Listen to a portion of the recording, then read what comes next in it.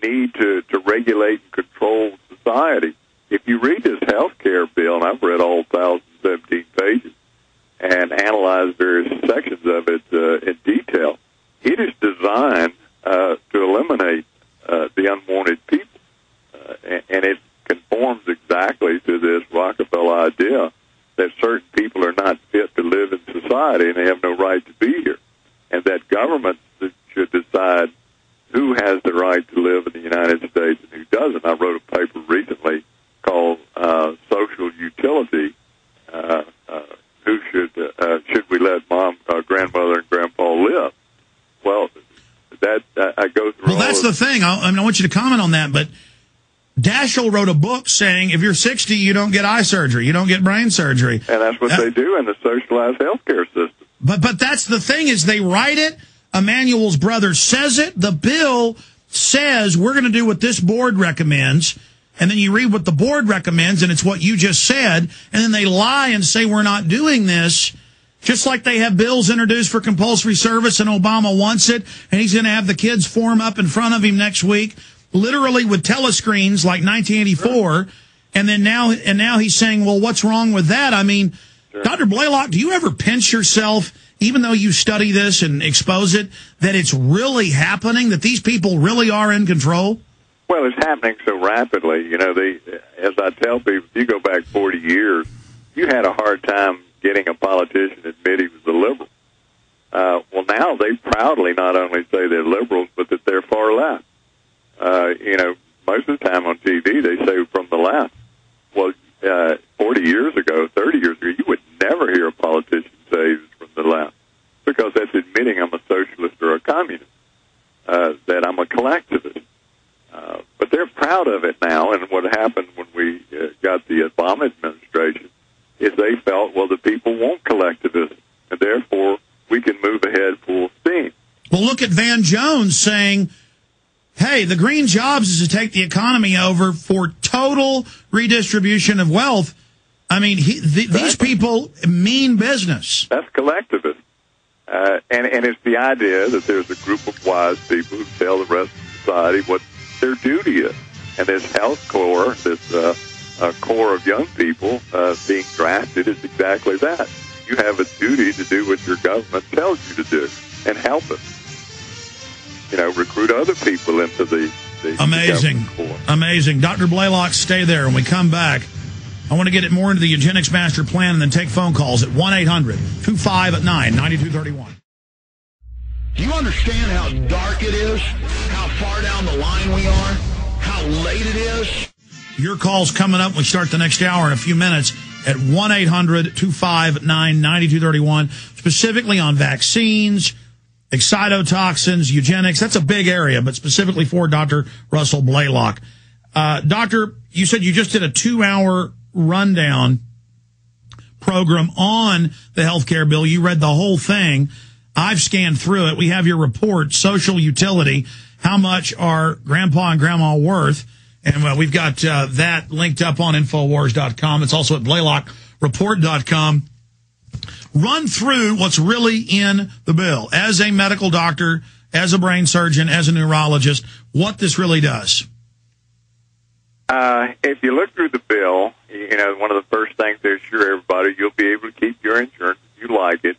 That is an absolute lie. What you're going to be faced with, and your employer is going to be faced with, is that if you keep your private insurance, there are penalties you're going to have to pay. And, of course, the people covering your insurance, it's going to behoove them in terms of finances to move you forcibly into the public option. So you will lose the high-quality coverage that you have at your business. Now, for individual insured people, they tack on so many requirements, mandates, audits, financial things that have to be met by the insurance company and the insured person that you'll no longer be able to pay your premiums. They would just be so this is a whole new bureaucracy where they fine you if you don't have insurance, and then like a new agency like the IRS come in and manage your life. Well, not only you pay a 2.5% excise tax for not having insurance, and on top of that, if you have higher income, say you make $250,000,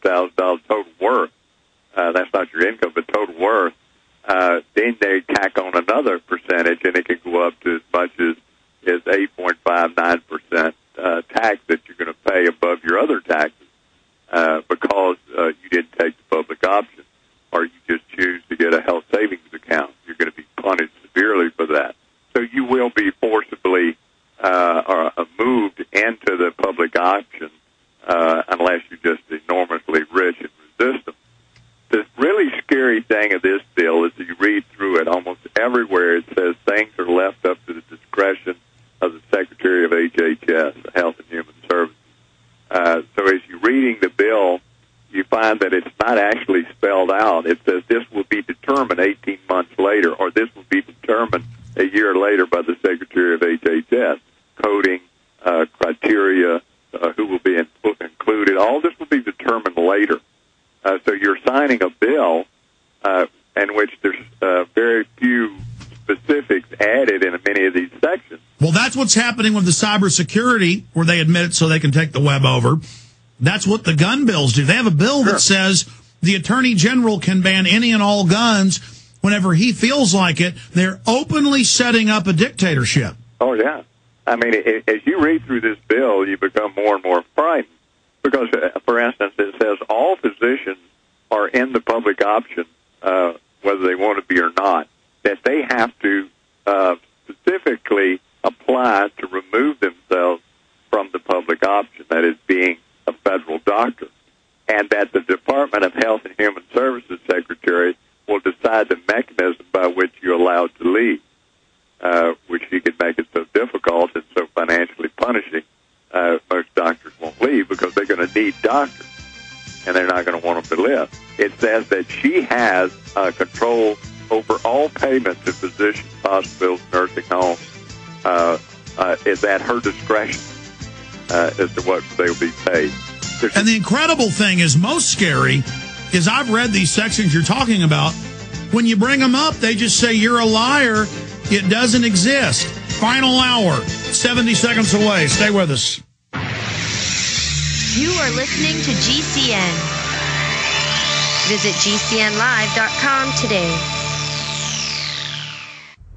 Hello, this is Alex Jones with some important questions. If you're going into a battle and they give you a rifle and a sidearm, how much ammunition do you want? My answer would be all I can get. In the battle for freedom and the lives of your loved ones, food is your only ammunition. How much do you want? When do you want it? Now or after the battle starts? When will you need it? Can you buy it without proper identification? Will there be any food? Will it make your children sick? If there's a quarantine and you can't feed yourself, will you go to the gathering center and be immunized? You wipe out all these problems if you have a good food supply. Food is your ammunition to fight for your freedom and your life. How much will you need? We don't know. How much do you want? All you can get. I'm Alex Jones. I want all of you good guys to live to fight another day. Call 1-800-409-5633 or check it out on the web at efoodsdirect.com. Again, that number, 1-800-409-5633.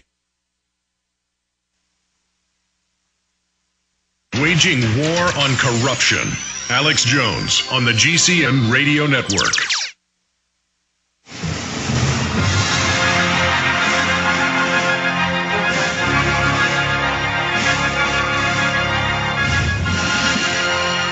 Dr. Russell BlayLock is our guest for another 40 minutes. I'm going to get into Obama's big push to have the youth line up and become his friend and help him.